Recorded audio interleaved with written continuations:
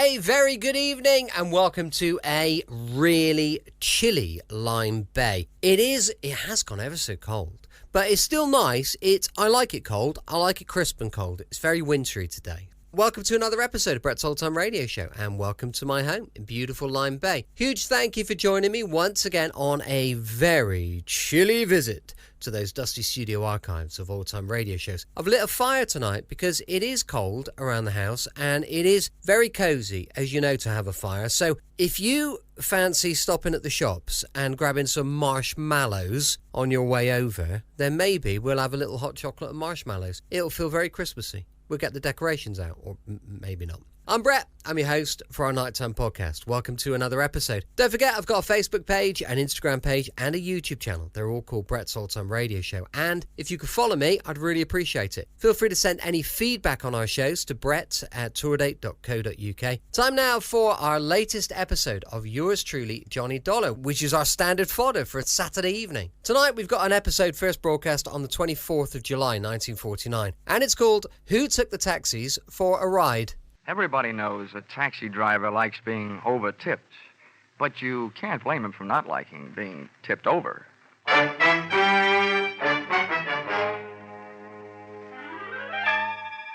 This is another in the adventures of America's fabulous freelance insurance investigator, Johnny Dollar.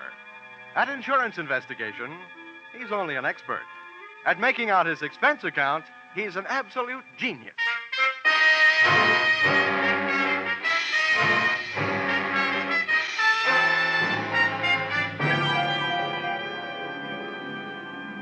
Expense account submitted by Special Investigator Johnny Dollar to Home Office, the Nutmeg State Liability Underwriters, Hartford, Connecticut.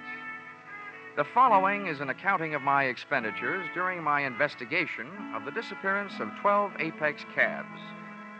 Or, who took the taxis for a ride? Expense account, item 1, $3.10. Train fare, Hartford to New York. Item 2, $1.10, dinner en route. Item 3, $18, club car. Expense account, item 4, $1.30, cab fare from station to garage and offices of Apex Taxi Company. I naturally waited for an Apex cab, but could have saved my time. The driver told me nothing, except that the man who came rushing out of the Apex office when we pulled up was the big boss, Mr. Gordon McKissick. Thanks, driver. He's just the man I'm looking for. Here. Thank you, sir. Hey, McKissick! I can't stop now. I'm in a hurry. See me tomorrow. Wait a minute, will you? I'm Johnny Dollar from the insurance company. Oh, good. That's different. Just in time. Come along. Where are we going? Come on, tell you in the car. Just had a call from the police. Another one of my cabs has been stolen. Huh? They found the driver slugged and unconscious, and I got to get out there. I tell you, Dollar, I'm going crazy. This has got to stop. It's not only driving me out of business, it's driving me out of my mind. The police have done their best, and Lord knows I have too, but I'm about ready to give up. This makes 12 of my taxi cabs disappeared off the face of the earth. It's fantastic. I can't believe it. Hold it, McKissick. Do us both a favor, will you? Huh? What? Play cucumber for a few seconds. Oh. Remember, the insurance company I represent has plenty to scream about, too. What I need is some facts. I haven't got any facts. And if this keeps up, I won't have any taxis. They're gone, that's all. 12 of them, that's all there is to it. Any idea of a motive? Some new kind of car theft? That's what the cops say. Okay, what's your idea? Robbing the drivers? You don't have to steal a cab to rob a driver. It's ridiculous. All right, then. What else could it be? Competition? Sabotage? That's my guess. Competition. So far, it's only a guess. I'd give anything to know. So would the insurance company. Anything. They'd even give up my happy young life.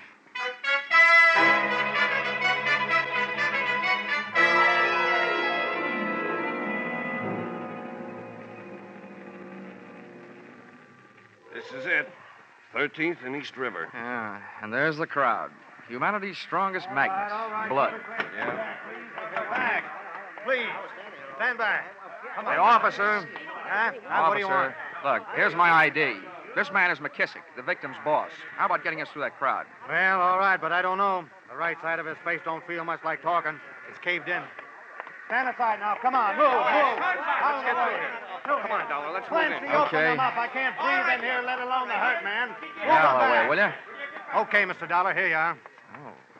Hey, are they right? Is this one of your men, McKissick? Yeah, George Brandon. Been with me 4 years. Brandon, listen to me. Who did it?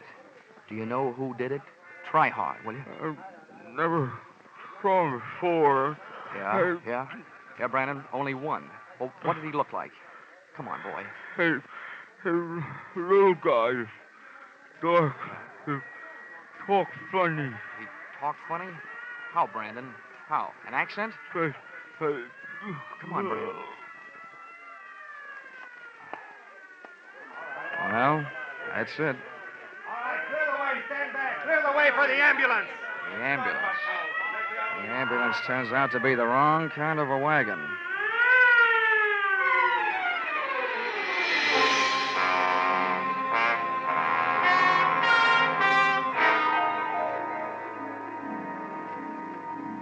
Expense account, item 5, $28. Transportation the following day, visiting hospitals and the homes of the other 11 Apex drivers who had lost their cabs. During the course of this, I contracted a severe case of what GIs used to refer to as Jeep seat. Out of 11 interviews, I got 3 clues. One, that up until last night's killing, the cab nappers had worked as a team. The little dark guy with an accent, as described by the dead driver Brandon, and a 300-pound accomplice wearing a seersucker suit, a Panama hat, and a complexion akin to a perspiring blob of leaf lard. This heavier of the two heavies, it seemed, never actively participated in any of the rough stuff, merely assuming the role of director of operations. Clue number 2, that in each instance, the driver's uniform cap was also stolen, which indicated to me merely that the getaway driver was very much interested in looking like a cab driver. Finally, clue number 3. From the most disgruntled of the drivers interviewed, the fact that the fleet owner McKissick had spent 3 years bootlegging, another 4 bookmaking, and had spent some very short vacations getting away from it all in prison, which naturally led me back to McKissick's Apex garage and office. Come in. Oh, Dollar. Well, what have you found out? Well, I'll tell you, McKissick. So far, I've just hit the ABCs. Later on, I'll get to the XYZs. Look, Dollar, I'm getting fed up with double talk. What I want to talk about is a double life. Yours. What? I once broke a leg jumping to a conclusion, so don't get me wrong. That's not what I'm doing. But a less experienced investigator might immediately assume that a man like you, an ex-bootlegger, ex-bookmaker, ex-jailbird, just might be stealing his own cabs for the insurance money. Well, you small Now, wait a town- minute. Don't get that way, or I might also get the idea that you have a killer instinct. My record's my own business. It was okay with the Hack Bureau. It was okay when that company sold me the insurance, so it'll have to be okay with you because you're stuck with it. Nobody's calling you guilty. Okay. Okay, all I'm telling you is this. I want your cabs off the street until this thing is cleared up. That's big talk, little man. When the day shift comes in at 4:30, tell them to park their cabs in the garage. And you can tell your dispatcher the night shift isn't working tonight. Bad enough to have my competition running me out of business. Now the little helper from the insurance company shows up to finish the job, huh? I'm not trying to put you out of business. I'm trying to keep you in. Well, it don't sound like it. No cooperation from you, no insurance. I'll have it canceled as fast as I can get to a phone. How about it? Okay, Dollar. I can't do anything about it. But if I were you, I wouldn't be caught hanging around here by any one of those drivers you're putting out of work. Some of them play rough.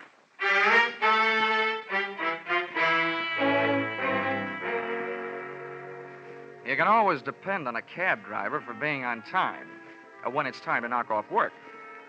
By 5 o'clock, the garage was full of taxis and carbon monoxide fumes. By 5:30, it was devoid of humanity, and a night watchman I'd met before stood guard outside the locked gate. At 6 o'clock, a visitor dropped in on him, followed almost immediately by me. Senor, it is so important that I find it. Yeah. It contains everything I have in the world almost. All my money, even my passport. What's this, Vinny? Huh? Oh, Mr. Dollar. Yeah. Well, a young lady claims she lost... My purse, senor. I hired one of your taxi cabs this afternoon and left my purse in it. It's so important that I get it. Yeah. I told her to call Lost and Found in the morning. But, senor, what will I do tonight? While we're trying to figure that out, will you join me in a drink? I would like that. Her name was Marita Guastella. She was the dark type, So I took her around the corner to a dark saloon. On the way in, we passed 4 grumbling Apex cab drivers shooting hot looks at me over cold beers. I arranged her in a booth so I could keep an eye on them, in case their intentions were no good, and an ear on her story, which I knew wasn't. You see, this is my first trip to America. I came from Spain 2 weeks ago.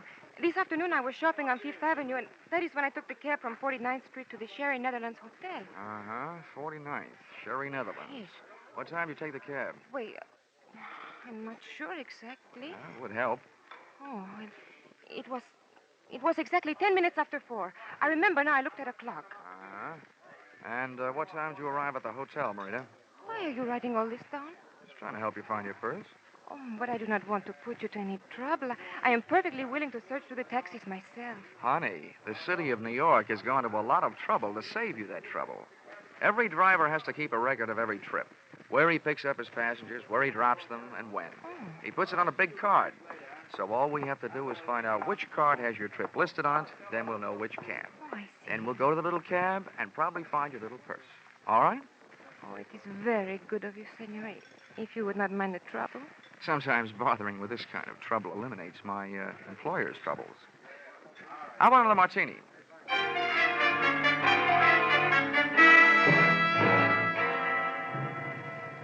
Expense account, item 6.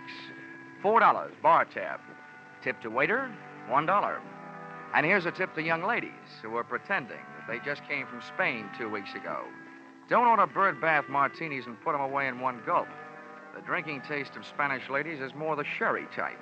And martinis are hard enough to get used to in 2 years, let alone 2 weeks. Or who knows, maybe she was just in a hurry to get to the Spanish olives. One thing was fairly apparent, though. She seemed to be in a hurry to get something out of one of those cabs, and not by way of the lost and found department. The least I could do, both as a gentleman and an insurance investigator, was to accept her phony-sounding story and take her back to the garage. I arm in arm the sometime senorita around the block, passing the time in a conversation not exactly based on her mother's favorite recipe for a rosa con pollo.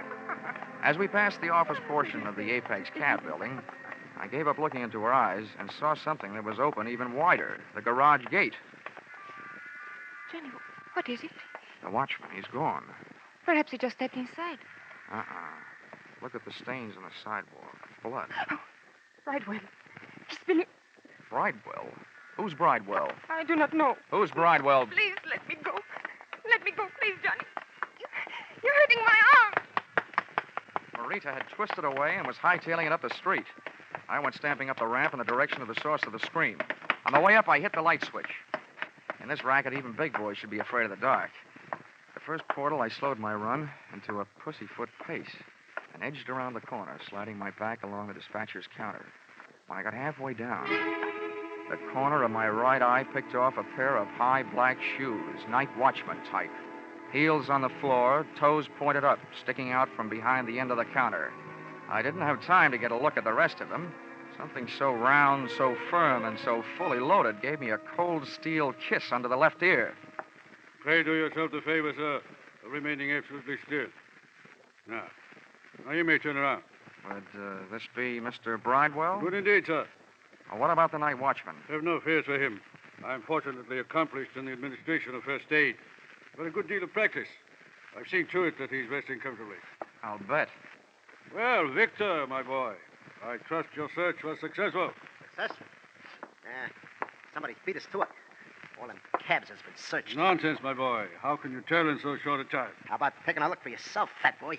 You couldn't possibly have picked over all of them. Proceed with the search quickly. In the meantime, perhaps our friend here is the proprietor of the search that preceded ours. In this case, practically anything could happen. Yes, anything could. Knowing that should encourage you to mind your manners.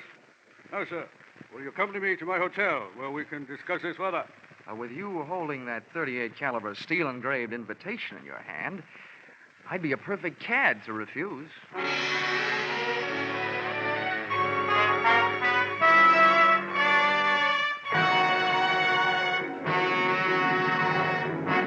In just a moment, we'll return to the second act of Yours Truly, Johnny Dollar. But first, your armed forces are constantly searching for new methods and devices for national security and better peacetime living. Today's serviceman is a skilled professional who works with advanced techniques and equipment. If you're interested in science and technical subjects, your armed forces offers you a great opportunity now. Find out how you can join the world's greatest scientific enterprise, the Armed Forces of the United States. Now, with our star, Charles Russell, we return to the second act of Yours Truly, Johnny Dollar, and tonight's story, Who Took the Taxis for a Ride?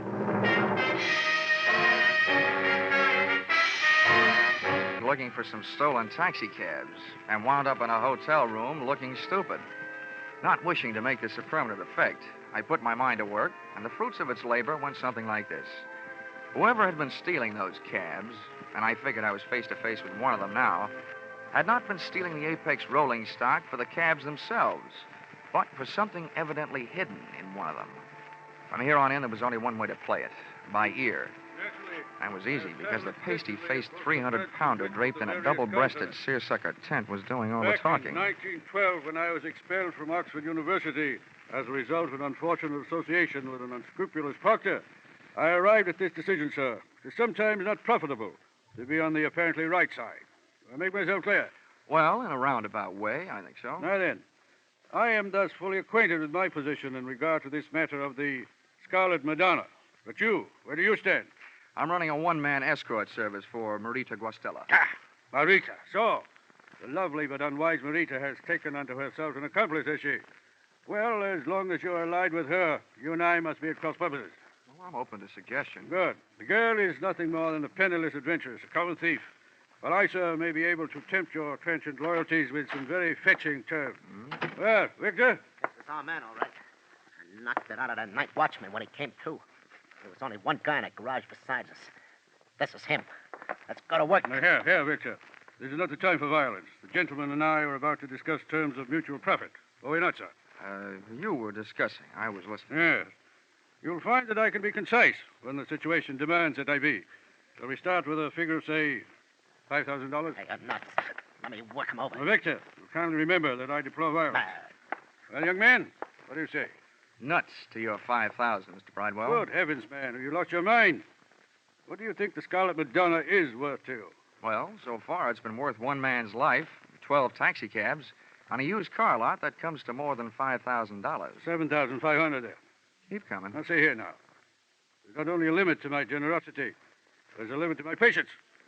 How else do you expect to realize such a handsome profit? I haven't made up my mind. Perhaps I can help you. Here are the problems you face. The Scarlet Madonna is no ordinary gem to be disposed of through the ordinary channels. You, sir, have the faintest notion of the importance of the jewel. I've got a hunch I could retire for life on it. A very short life it might be. It'd be a pity if your blood were mixed with that already shed through the centuries over the Scarlet Madonna. I don't waste time with that story fat stuff. We haven't got all week. My purpose in this repetitious recitation is bona fide. The bloody history may convince our friend that no one since the year 1256 has been able to share for any appreciable length of time the company of the Scarlet Madonna. Hey, tell him about the Well, that pirate. was the year it was fashioned to be worn in the vestments of John of Vicenza. On March 20th of that year, he was ordered by Alexander IV to hasten to the province of Tuscany to aid in the routing of the heretics. The pirate. There, John was murdered and robbed of this jewel. And since that date, it has never ceased its bloody journey through history. England, France, and Spain. Don't forget the pirate fat stuff. Thank you, Victor, for your helpful interest. Indeed, it is true. During one of its bloodier experiences, it was woven into the beard of an Alsatian pirate, from which it fell when his head tumbled into the basket beneath a guillotine. Yeah, that one killed me. You see, mister, don't go losing your head. I'm trying not to. Look, Bridewell, if this rock is so hot, how come you're willing to risk your pudgy little neck for it? Victor here and I are only the temporary middlemen for this infamous gem. You aren't yet. Am I to understand that you refuse? Well, I must say you tell a very good story. But the answer is still nothing doing. I told you fat stuff. You're wasting your breath on this guy. Oh! All right, Victor. That's enough. Here, now, get up, young man. Keep that monkey off of me or I'll yell the roof off this joint. Yes, no, that won't be necessary. Now, put your hands up, please. Now, Victor, go through his pockets. Not that anyone would be foolish enough to carry the Scarlet Madonna. Okay, now. And easy. Oh, you'll kick your teeth in. Don't try it. Hey. All right. You know what we got here? An insurance stick. I know, Victor. One gun is enough. Not for me, it ain't. He must be from the company insuring the rock. No, Victor. I am thoroughly familiar with the policies covering the Scarlet Madonna. What's the gentleman's name? Johnny Dollar from Hartford, Connecticut. And right now, thinking there's no place like home. I'm leaving. No, not alive, you ain't. We can't let him out of here. He's red hot for us. Put down your weapon, Victor. There's been trouble enough. Hunter, no, you don't. Oh, yes, I do. Back off, Buster. Now, Victor, I must insist. Let him get away. Office, let go of me.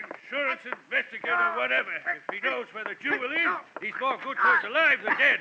More valuable than even you.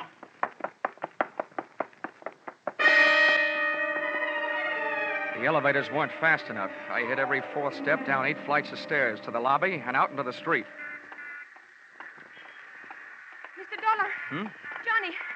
Johnny, I must see you. Oh, Marita. Well, this saves me looking for you. You just tag right along. Taxi! Here you are, sir. After you, Lady of Spain. Thank you, Johnny. You're welcome.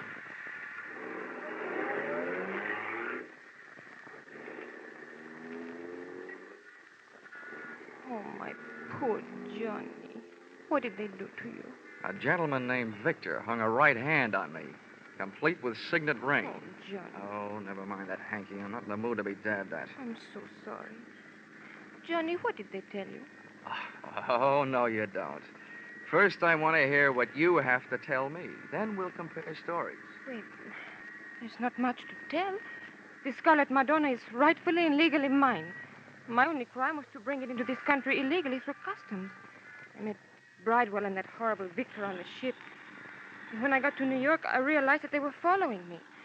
I was terrified. That I'll believe. I was in a taxi cab, and they followed me in another. It forced us to a curb, and, well, I hid the jewel in the upholstery of the taxi.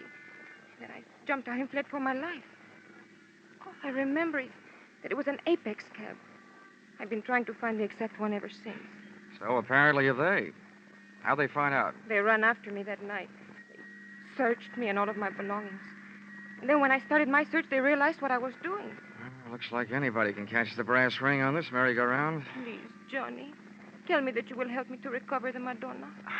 Look, gorgeous. All I'm trying to catch up with is a dozen stolen taxi cabs. But you are not just going to leave me flat? With that figure? Impossible.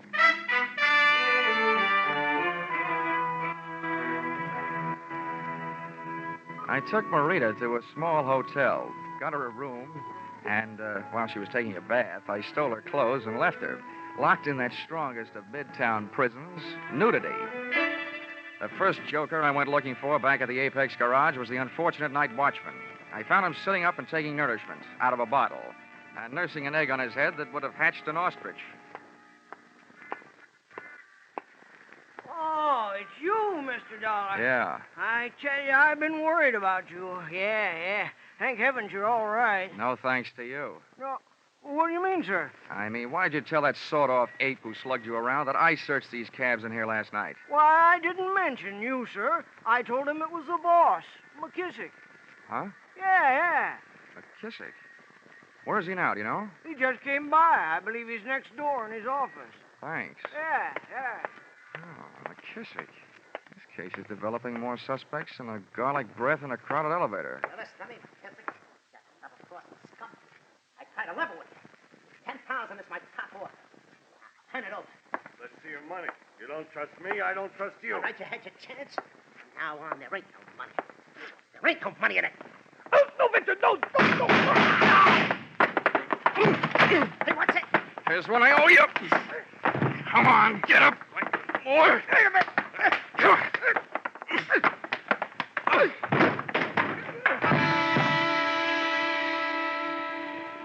Then I finished the job he had started. I found the Scarlet Madonna clutched in McKissick's dead hand. For a Scarlet Madonna, it was mighty green. It was an emerald about the size of a pack of cigarettes that's been flattened out in your pocket. A Madonna figure was carved in bas relief on one surface. As I stood over the body of McKissick, looking down at the green gem in my hand, I realized where it got its crimson name. For on the floor, outlying my hand, was a spreading pool of scarlet blood. Well, sir, we meet again.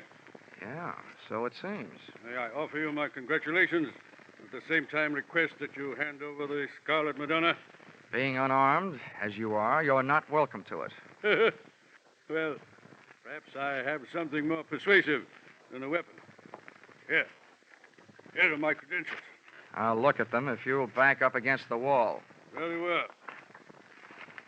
You'll also find there a letter authorizing me to the legal possession of this infamous, this hateful, this accursed instrument of greed.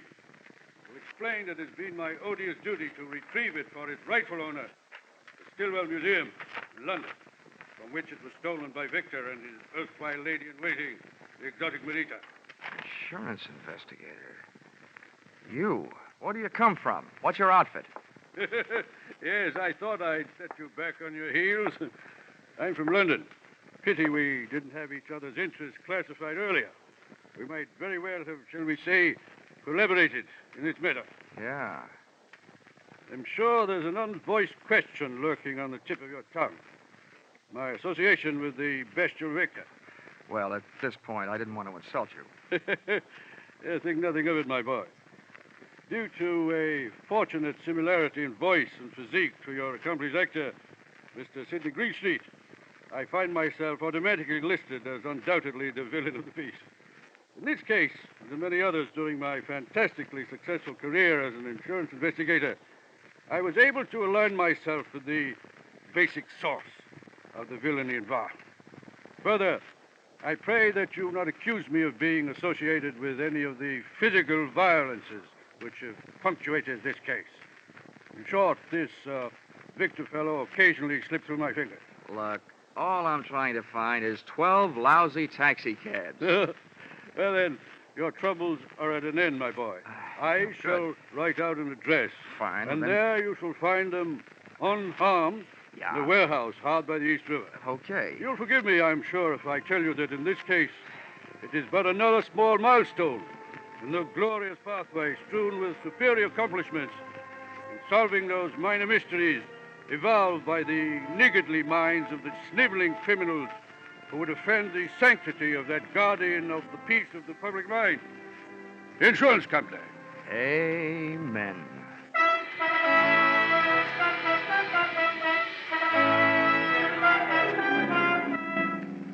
Expense account, item 7.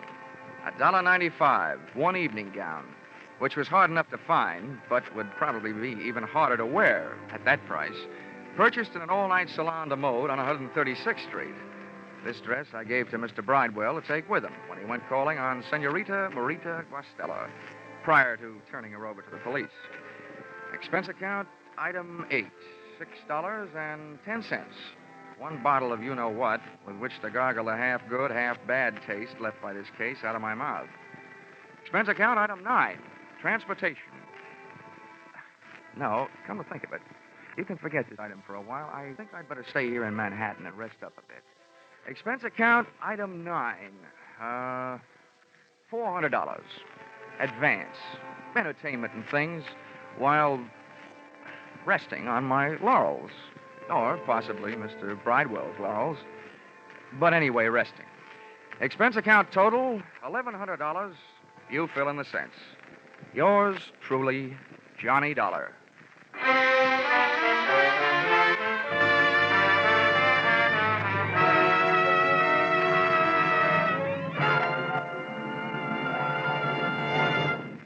Yours truly, Johnny Dollar, is produced and directed by Norman MacDonald and stars Charles Russell, with script by Paul Dudley and Gil Dowd. Featured in the cast were Herb Butterfield as Mr. Bridewell, with Paul Dubove, Lillian Baeff, Lou Krugman, Junius Matthews, Jan Arvin, and Jack Prusian. The special music is written and conducted by Leith Stevens.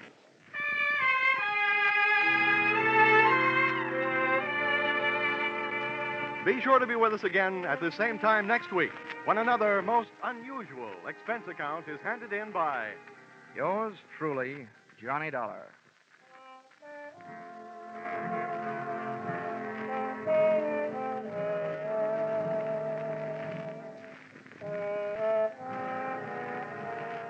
The great hit tunes of early 1939, Deep Purple, Penny Serenade, I Cried for You. How many more can you remember dancing to, romancing to? You'll hear them in smart new 1949 arrangements when your hit parade on parade comes along immediately over all of these same CBS stations. Alan Botzer speaking. This is CBS, the Columbia Broadcasting System. Welcome back. I hope you enjoyed our latest episode of yours truly, Johnny Dollar. And don't forget, we'll be back tomorrow with The Saint and Vincent Price. That's going to be going live at 5 p.m. GMT. You can email me on brett@tourdate.co.uk. I'd love to know your thoughts on the show. Please do check out our Patreon page, patreon.com/Brett's Old Time Radio Show. Thanks for listening. I'll be with you 7 days a week, each and every week. And I'll see you next time on Brett's Old Time Radio Show. Love you. Bye.